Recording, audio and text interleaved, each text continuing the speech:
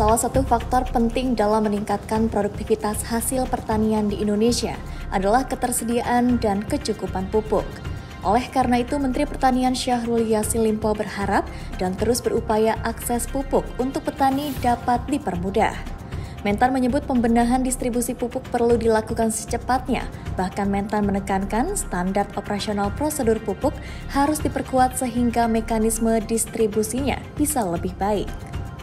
Hal tersebut disampaikan oleh Menteri Pertanian Syahrul Yassin Limpo saat menghadiri workshop transformasi kebijakan pupuk bersubsidi pada Rabu 3 Agustus 2023 di Bogor, Jawa Barat. Tak hanya itu, Mentan juga menyebut pentingnya mengembangkan sistem digital dalam tata kelola pupuk bersubsidi. Menurutnya, dengan data yang akurat, maka bantuan pupuk bersubsidi akan tepat sasaran sehingga akan meningkatkan produktivitas pertanian.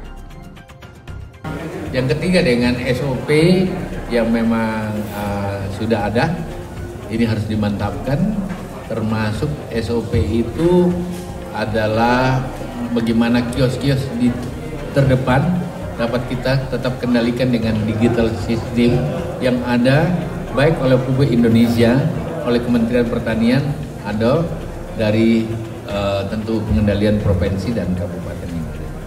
Ingat bahwa masalah pupuk ini menjadi sangat penting karena ini berkait dengan produktivitas, terutama padi yang kita butuhkan.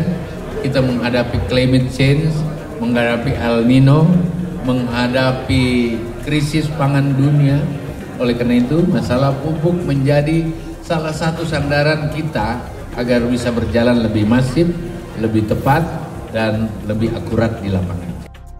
Sementara itu, Wakil Ketua Ombudsman RI, Bobi Hamzar Rafinus, menambahkan sebagai lembaga negara pengawas pelayanan publik juga memberikan perhatian untuk mengawasi mendorong perbaikan dan transformasi dalam kebijakan pupuk bersubsidi. Bobi juga menyebut saat ini pihaknya tengah melakukan monitoring pelaksanaan tindakan korektif bagi instansi terkait. Menurutnya, hingga saat ini Kementerian Pertanian sudah on the track menindaklanjuti tindakan korektif dari Ombudsman RI. Ombudsman dengan 34 perwakilan di tingkat provinsi akan terus melakukan pengawasan karena pengedaran pupuk bersubsidi ini melibatkan berbagai pihak, tidak hanya BUMN tapi juga para masyarakat yang masuk ke dalam lini perdagangan distribusinya. Oleh karena itu juga dinas baik di tingkat provinsi dan juga di kabupaten kota, Ombudsman melalui kantor perwakilannya akan menampung masukan-masukan, pengaduan-pengaduan dari masyarakat, khususnya petani, dalam rangka ikut mengawasi peredaran dari pupuk bersubsidi ini. Dalam kesempatan yang sama, Wakil Sekretaris Jenderal KTNA Nasional, Zulharman Jusman, mendukung penuh dengan adanya digitalisasi sistem sebagai pendataan lebih konkret untuk para petani penerima pupuk subsidi hingga pendataan jumlah ketersediaan pupuk. Menurutnya, digitalisasi yang dilakukan program pupuk subsidi sekaligus menghilangkan biaya-biaya yang biasanya harus dikeluarkan oleh petani.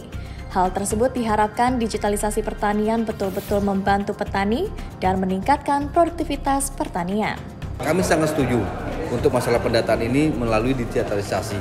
Karena yang pertama, kami berharap benar-benar teman-teman kelompok tani atau teman-teman petani yang memang penggarap ataupun pelaksana di lapangan, ya kan? Selama ini kan hanya istilahnya hanya by the name, jadi istilahnya hanya memberikan usulan. Tetapi kalau ke depan melalui digitalisasi, saya pribadi Zulharman selaku petani, misalkan petani pepaya California, lahan saya di mana, ya kan? Lokasi rumah saya di mana? Ini kan nanti akan ada titik koordinat masing-masing di pertanian dan hasilnya pun nanti akan terdata. Nah, ini arahnya digitalisasi untuk pendataan. Lalu untuk digitalisasi masalah pertanian sendiri. Nah, ini memang kita mengarah ke sana, mengarah ke digitalisasi pertanian yang modern. Ya, karena kami berharap melalui digitalisasi dan modernisasi pertanian ini, insya Allah produksi kami akan meningkat, lalu biaya operasional kami akan lebih murah. Dari Bogor, Jawa Barat, Vika Novianti, Fatih Albana, Tim TV Tani mengabarkan.